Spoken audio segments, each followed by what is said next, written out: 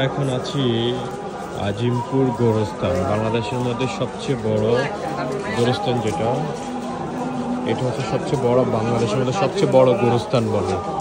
এখানে আপনার লক্ষ লক্ষ মানুষকে দাফন করা হয়।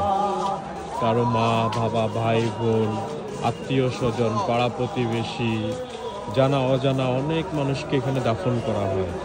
বাংলাদেশের মধ্যে সবচেয়ে বড় আজিমপুর গোরস্থান।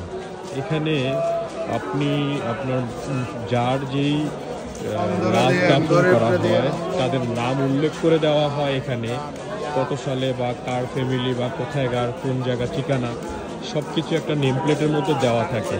দেখেন আমরা হাজার হাজার মানুষ এই শবে বরাত রাত্রে এখানে মা বাবার জন্য, আত্মীয় স্বজনের জন্য, পাড়া প্রতিবেশীদের জন্য, যাদেরকে দাফন করা হয়েছে সবাইয়ের জন্য দোয়া করতে আসে। সবাই বাবা মার কবর দেখতে আসে, ভাই বোনদের কবর দেখতে আসে, পাড়া প্রতিবেশীদের কবর দেখতে আসে। বিশাল বড় এরিয়া, মানে বাংলাদেশের মধ্যে সবচেয়ে বড় এরিয়া। এখানে আপনার লক্ষ লক্ষ মানুষ। দেখেন এই প্রান্ত থেকে ওই প্রান্ত কিছুই দেখা যাচ্ছে না, একের পর এক কবরস্থান। খুবই মর্মাহত, দেখলে বোঝা যাচ্ছে স্বজন হারা বেদনা মানুষের কত কষ্ট। সবাই একদিন এই পথে চলে যেতে হবে আমাদের, এই পথের প্রতীক সবাই একদিন আমরা হব। আল্লাহ যেন কবরের সবাইকে মাফ করে দেয়, সবাইকে যেন জান্নাত নসিব করে, সেই দোয়া প্রার্থনা করি আমরা আল্লাহর কাছে সেই দোয়া করি।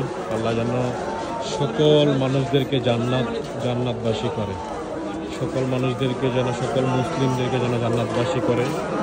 সবাইকে আল্লাহ মাফ করুক, এই আশা ব্যক্ত করে আমি এই শবে বরাত রাত্রে আল্লাহর কাছে প্রার্থনা করি আল্লাহ যেন আমাদের সবাইকে মাফ করে দেয়।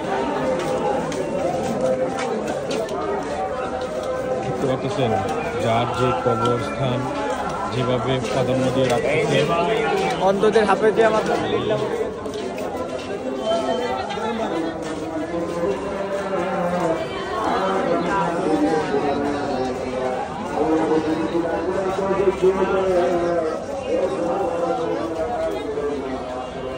দেখেন এই প্রান্ত থেকে ওই প্রান্ত কিছুই দেখা যাচ্ছে না।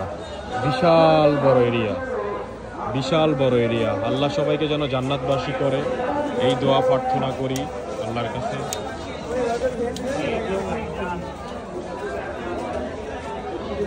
বিশাল বড় এরিয়া,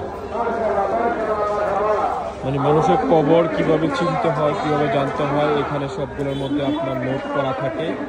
সবাইকে যেমন যার মা বাবা যেই দিনে মারা গিয়েছে ওই ডেট স্থাপন করে রাখে ওনারা সব কিছু।